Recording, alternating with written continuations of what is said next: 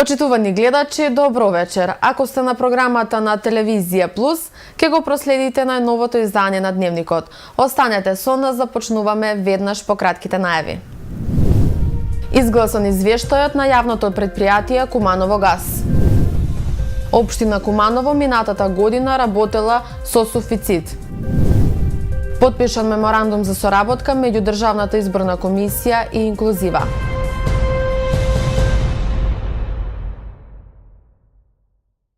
Со 17 гласа за, 8 против и 3 воздржани, денеска беше изгласан финансискиот извештај на јавното предпријатие Куманово газ, кој најде на критики од страна на опозицијата, поради како што истакнуваат континуираната загуба во работењето.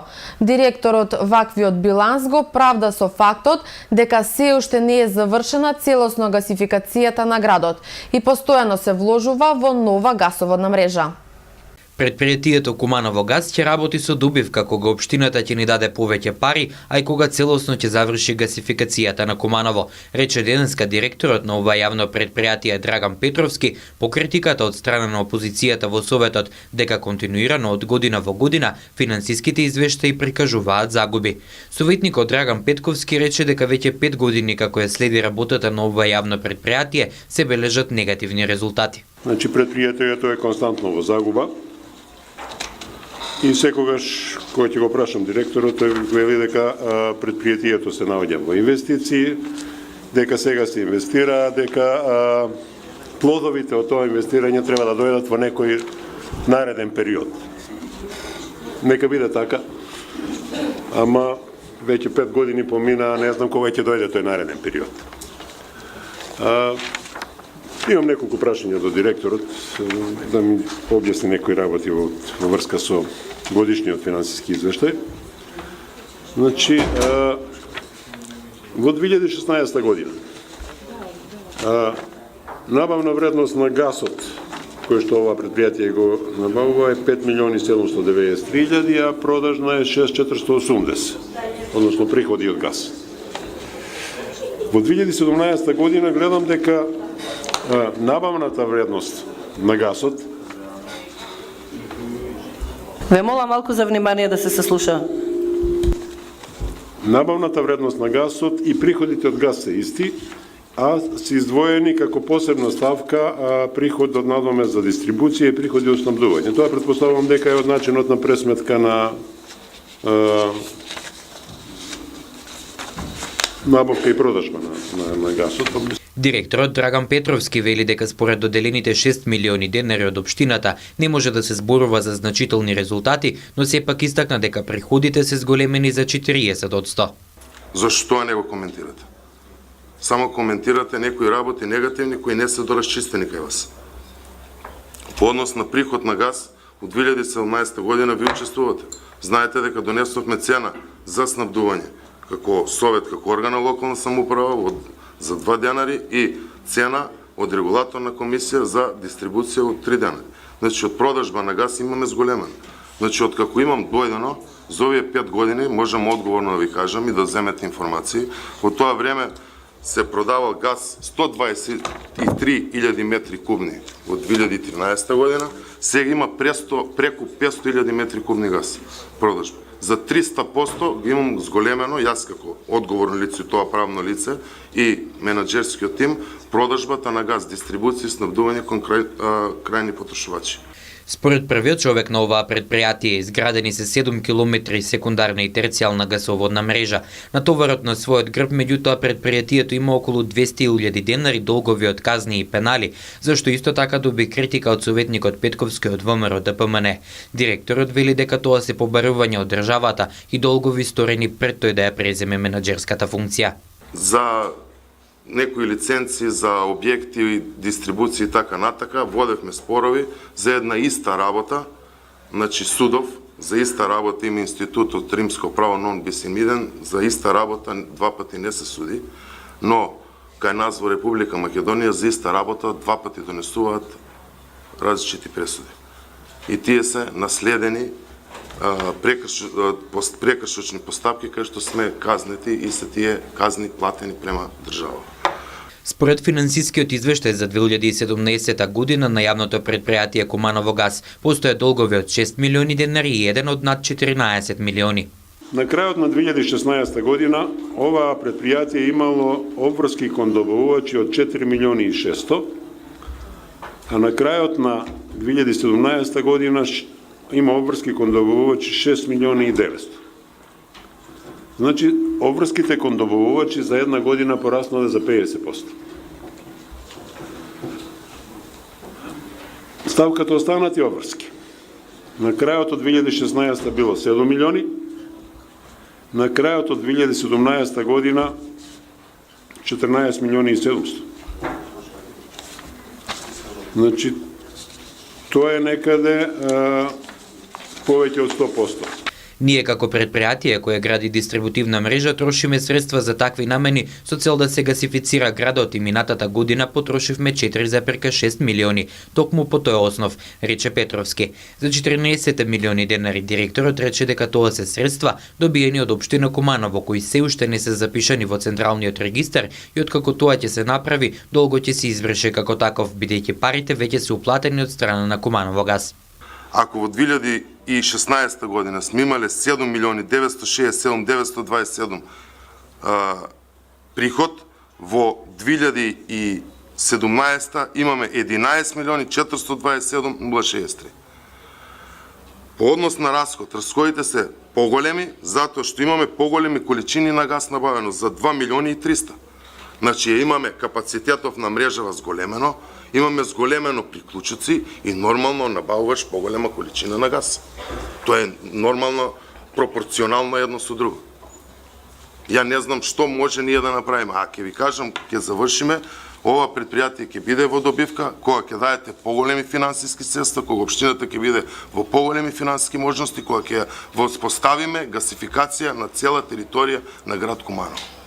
Во однос на извештајот забелешки од опозицијата имаше и на репрезентации од 22.000 денари, за кои директорот вели дека се наемали во целата држава, што едно јавно предпријатие ги направило, но и за реклами и пропаганди вредни 138.000 денари. Во предпријатието Куманово газ работат 8 лица.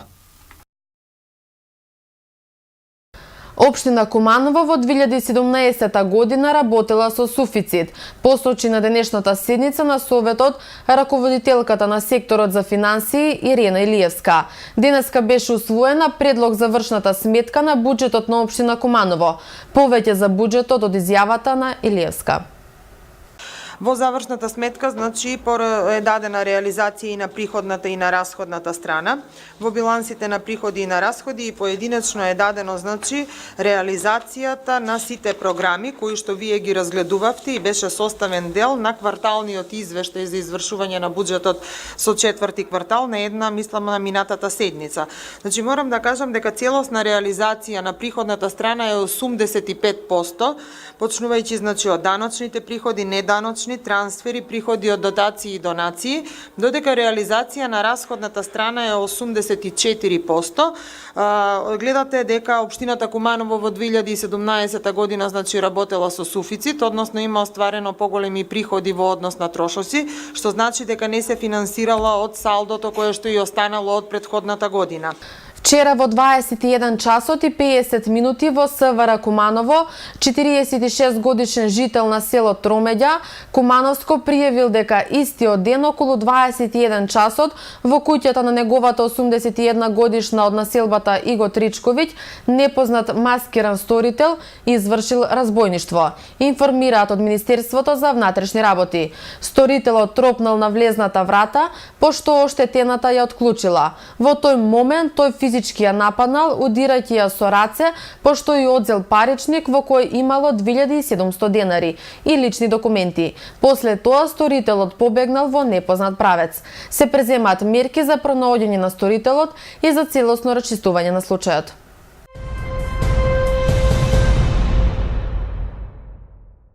Осумдесет и осум работни места се предвидени во годишниот план за вработување на јавното предпријатие Чистота и зеленило. По повеќе минутна расправа, одлуката беше изгласана од Советот на општината. Советниците при Советот на општина Куманово денеска го изгласаа годишниот план за вработување во 2018 на јавното предпријатие Чистота и зеленило. Точката која предвидува 88 вработувања предизвика долга расправа. Советниците од опозицијата предводена од ВМРО-ДПМН реагираа дека иако побарале, не им била доставена систематизацијата и прашаа дали навистина има потреба од вработување на толкав број на лица. Советничката Анета Шандева-Доневска нагласи дека постои чуден сооднос на работни места. И станува збор и за големи суми на пари, каде што за еден раководител имате за советници 512 или 412 барате нето плата. Додека вкупната бројка за сите овие што ви се утоварувачи на смет изнесува 886, збориме за 12 нето плати, 812 денари. Пак ќе повторам чуден сооднос, не знам што ќе кажете по однос на тоа, уште еднав ќе се јавам, затоа што многу малку барате технички персонал. Може би за директорот за базенот имате потреба, доаѓа сезоната, меѓутоа сметам дека доаѓа сезоната и по однос сметот. Во моментот имате 279 вработувања, не знам дали бевте присутни, постави прашање на директорот на Куманово газ, со колку луѓе работи. Дали ја знаете бројката во Куманово газ? Само 8 луѓе на 279 вработени.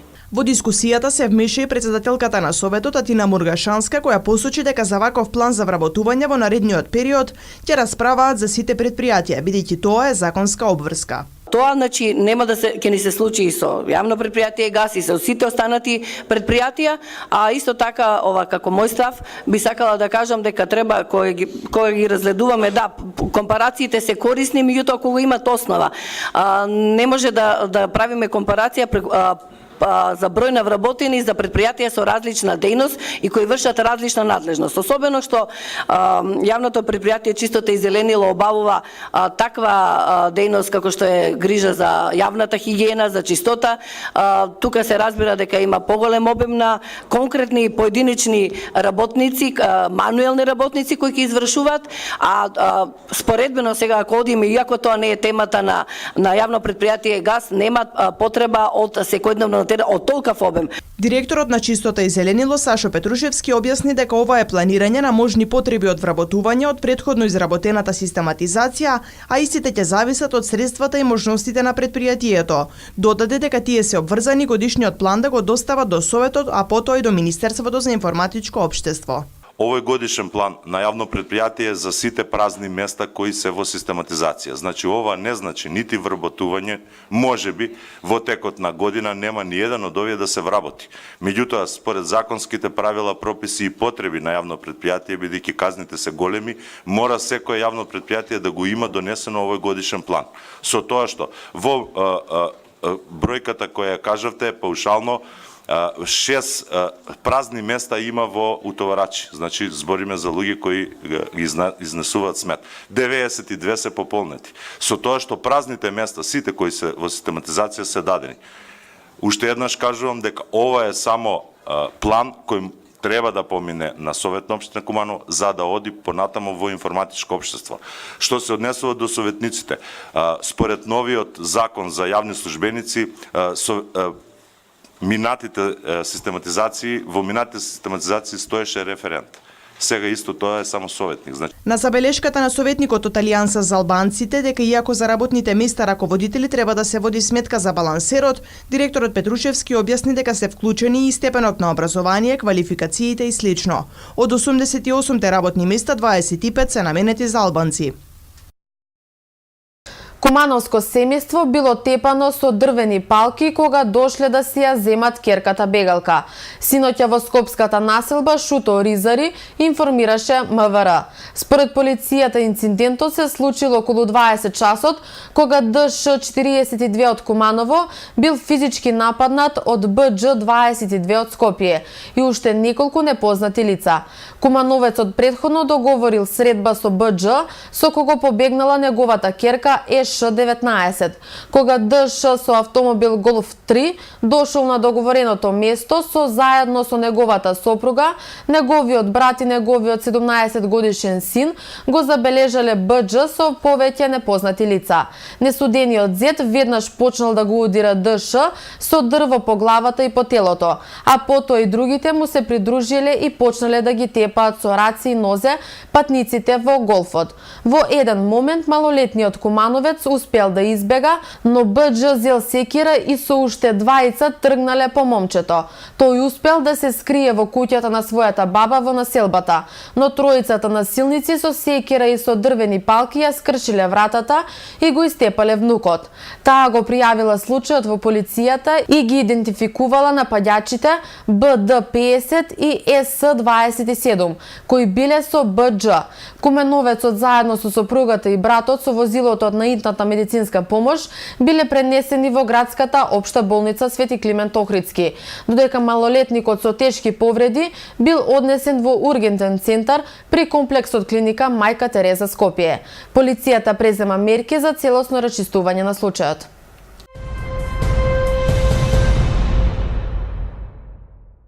Меморандум за соработка подпиша Сдруженијето за промоција и развој на инклузивно општество Инклузива и Државната изборна комисија. Основната цел е преку реализација на целите на меморандумот да се придонесе за зголемување на учеството на лицата со попреченост во изборниот процес. Сдруженијето за промоција и развој на инклузивно општество Инклузива и Државната изборна комисија вчера подпишаа меморандум за соработка во согласност со европското законодавство, Конвенцијата на Обединетите нации за правата на лицата со попреченост, домашната регулатива и интерните акти. Основен приоритет на двете страни, како што велат ОДИК, е преку реализација на целите на овој меморандум да придонесат кон зголемување на поддршката на граѓаните со попреченост во сите сегменти и фази на изборниот процес, остварување на нивните гласачки права, унапредување на работата на изборната администрација во создавање на услови за унапредување на инклузивноста за гласачите со попреченост и успешно спроведување на инклузивни избори. Денеска заедно се согласивме координирано да работиме во насока на остварување на конкретните цели од меморандумот, како што се зголемување на учеството на лицата со попреченост во изборниот процес преку согласување на подзаконските акти со одредбите од Конвенцијата на Обединетите нации за правото на учество на лицата со попреченост во изборниот процес, подобрувањето на ефикасноста и ефективноста на процесот на организирање и спроведување на избори и процесот на гласање во однос на лицата со попреченост, унапредување на вештините и знаењата на изборната администрација за поддршка и комуникација со лицата со попреченост, зголемување на свесноста и знаењето за изборниот процес на граѓаните со попреченост, зголемување на меѓусекторската соработка за унапредување на изборниот циклус за создавање на услови за пристапен и достапен изборен процес за лицата со попреченост во Република Македонија, како и поддршка, соработка и учество во подготовката, развивањето и имплементацијата на стратегии, програми и проекти за создавање на услови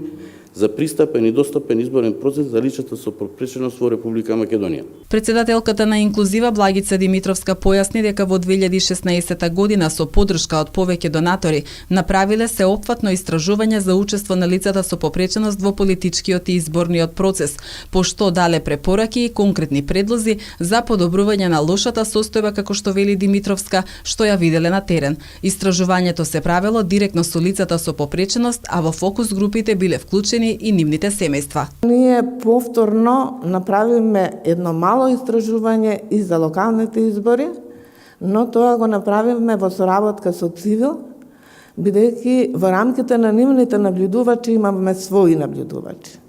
Сите забелешки за спроведувањето на локалните избори во однос на организирање и спроведување, иако имаше голем напредок, слушнавте од претходните говорници, ќе се обидеме за следните избори да бидат отклонети, она што не може, бидејќи се не може, бидејќи кај нас недостасува речиси се, од пристапот до гласачките места, физичката пристапност, делот од материјалите за едукација, материјалите на гласачкото место, значи се треба да претрпи корекција. Вчера, веднаш по подпишувањето на меморандумот за соработка, започнала 3-дневна работилница за вработените во седиштето на стручната служба на Државната изборна комисија, која ќе трае до 15 март, а преку која учесниците ќе се стекнат со вештини за испорачување на обуки за лица со попреченост. По комплетирањето на оваа активност ќе следат регионални работилници за представници од општинските изборни комисии, кои ќе се реализираат во текот на месеците април и мај оваа година. Со реализацијата на овие активности, Државната изборна комисија ќе се здобие со тим на обучувачи со специфични вештини за комуникација и испорачување на обуки на лица со попреченост. Овој тим на обучувачи понатаму ќе работи на реализација на целите на овој меморандум за соработка. Како што потенцираше председателката на Инклузива Димитровска, во североисточниот регион на Македонија има околу 1000 лица со попреченост, со кои Сдруженијето е во постојан контакт, но тоа не е реалната бројка, односно потребна е помош од институциите за да се добие јасна слика за колкава е бројката на овие граѓани. Од тука произлегува и потребата од регистар со број на лица со попреченост.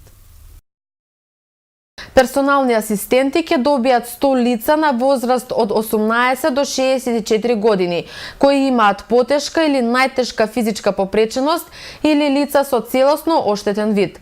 Асистентите ќе им помагаат при извршувањето на секојдневните лични и домашни активности, при посета на високообразовни институции, неформално образование, професионална рехабилитација или поддршка на работно место. Можноста за персонална асистенција за лица со потешка или најтешка физичка попреченост или лица со целосно оштетен вид се дава во програмата за персонална асистенција на лица со попреченост за 2018 година, што на предлог на МТСП ја усвои владата на Република Македонија. Оваа услуга се воведува првпат во Македонија и е целосно финансирана од буџетот. Асистентите ќе бидат лица кои поседуваат сертификат за завршена обука за стекнување во вештини за лична асистенција, верифицирана од ЈУ Центар за образование на возрастни во оперативниот план за мерки и услуги за вработување за 2018 година. Се предвидени средства за обука на 100 невработени лица. За реализација на програмата издвоени се 17.500 денари.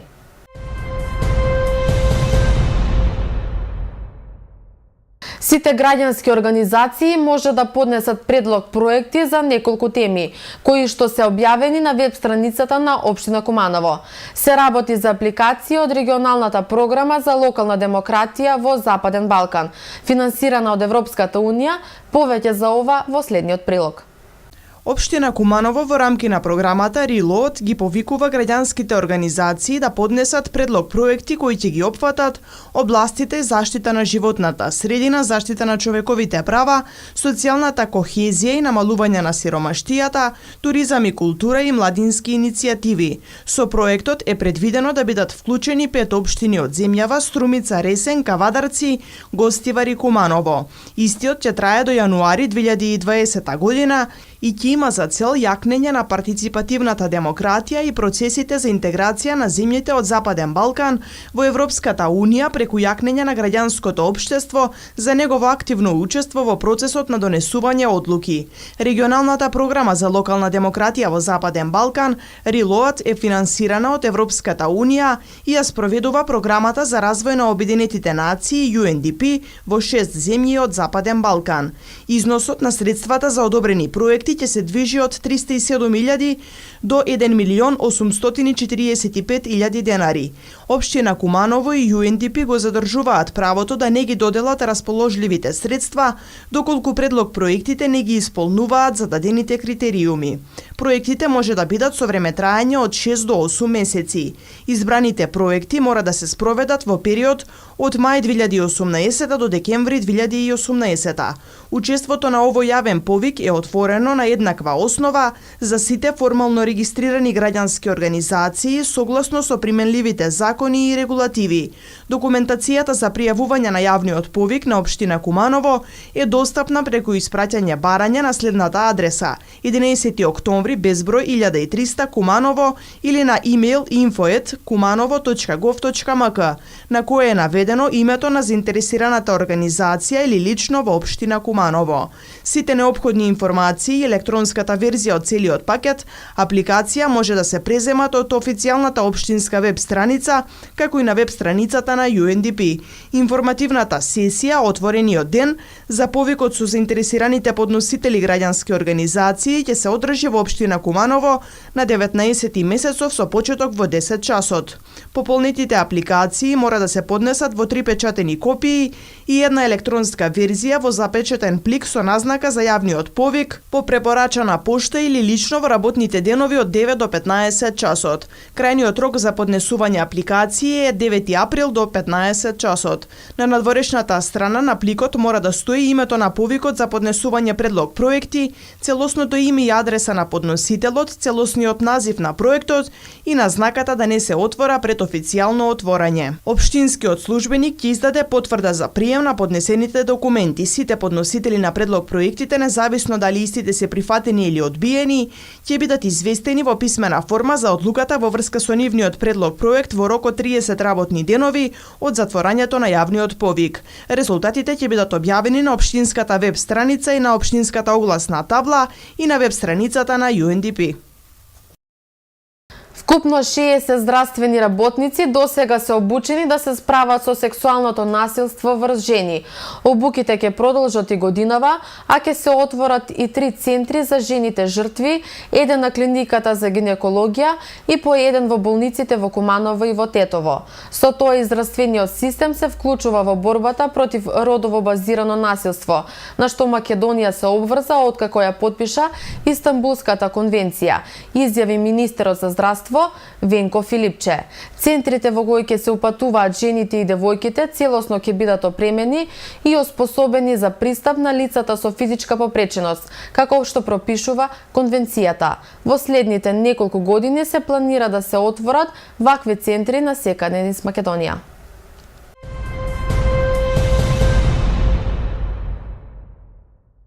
Куманово утре ќе биде домаќин на државното првенство во кошарка за основни училишта за машки, а во организација на Општинскиот сојуз на училишен спорт на град Куманово. Првенството ќе се одржи во спортската сала на Перо Наков со почеток во 10 часот и 30 минути.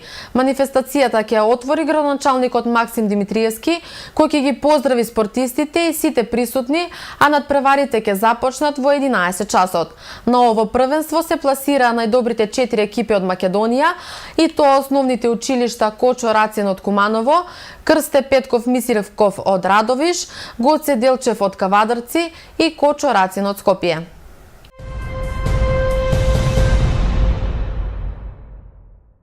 Во продолжение следуваат вестите од Македонија. Стотина граѓани се собраа напладне пред собранието на протест против гласањето за законот за употреба на јазиците, што денеска беше на дневен ред. Според изјавите на присутните, протестот е најавен преку Facebook и нема официјално кој е организатор.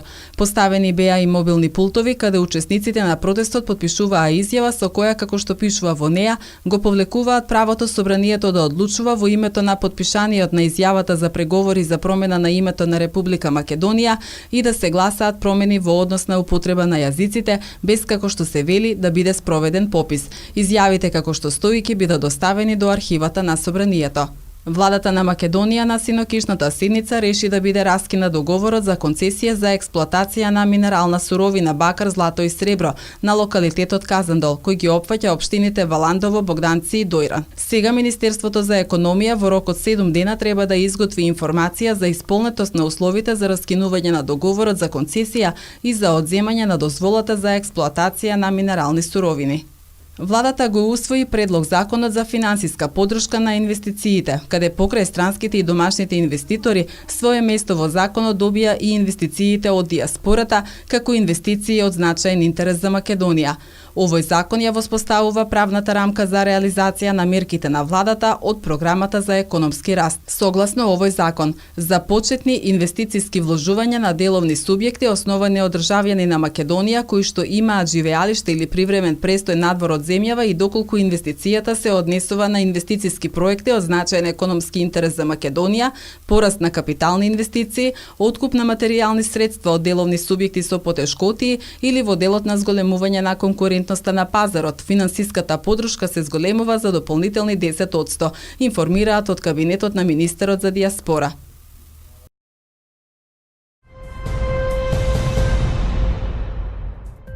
Времето во Куманово денеска беше облачно со услови за дожд, а дуваше северозападен ветер.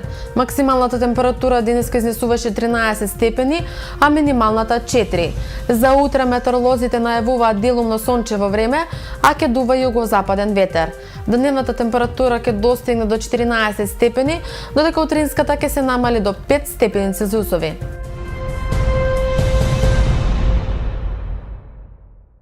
Тука е крајот и на денешниот дневник. Ви посакувам убава и пријатна вечер. Се гледаме повторно утре во исто време. Од мене, довидување.